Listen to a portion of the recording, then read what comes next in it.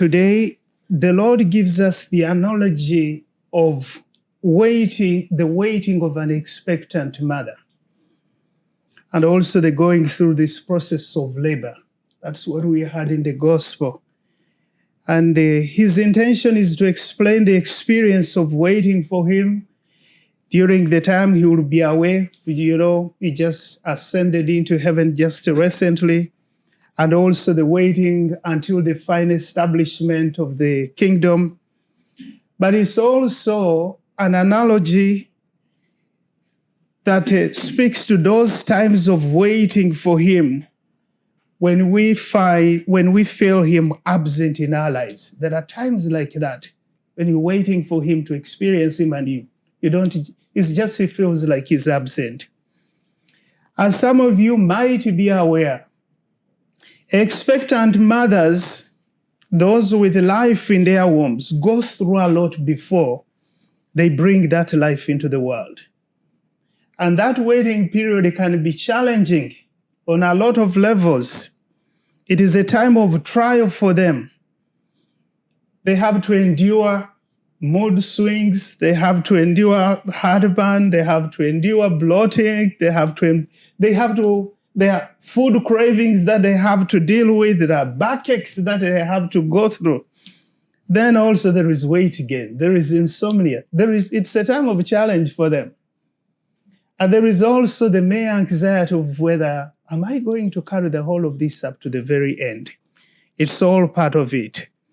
But when they endure and give birth, the joy of the new baby consoles them, and they somehow get to forget the pain that they endured through all of this period of waiting and also going through the labor pains. Many of us are not nurses or experts or midwives of any kind, but these are experiences that are real, and there are a lot of people in this room that are just to know what all of this means to them. Our gospel today comes, of course, on the heels of the ascension.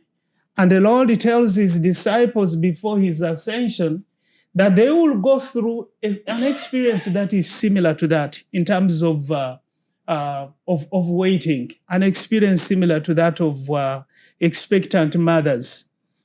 There is a time when they will have to go through this experience of patiently waiting and enduring so many things until when they can be able to experience the Lord.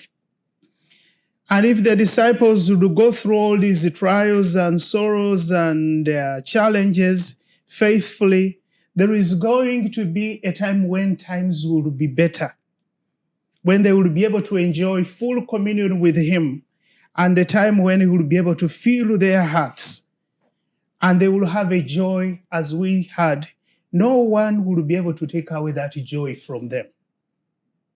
That's what happens when we have the fullness of the experience of Christ with us, that our joy is not dependent on anything else. It's not at the mercy of the world or anything that we own, but it's a joy that is dependent on Christ himself. It's independent and entirely dependent on him.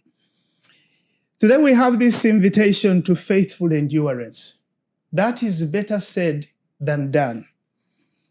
But the Lord tells us that if we can be able to have faith and trust him through these trials and experiences, there is a joy that we will be able to enjoy at the end of it. He invites us to reframe our trials or our challenges as a sort of a pregnancy that is about to bring a new life, that is about to bring something better and beautiful and strong, and invites us to keep our eyes focused on him, that he will give us in the end this joy that the world cannot give us, and a joy that no one can be able to take away from us. So today is a good day for us to ask ourselves, is there a trial or a challenge that we are currently dealing with in our lives or in our family or in our career? What could that be? Can we be able to name it? Second, he also asks us to ask ourselves, what new perspective is Christ inviting me to adopt or to take on as far as my trial or my challenge or my sorrow is concerned? What new perspective? Is there a way how that Christ is inviting me to look at what I'm going through? Through our crosses and our burdens, our trials, the Lord can be able to birth something new, something strong and something better for us that we ever dreamt of.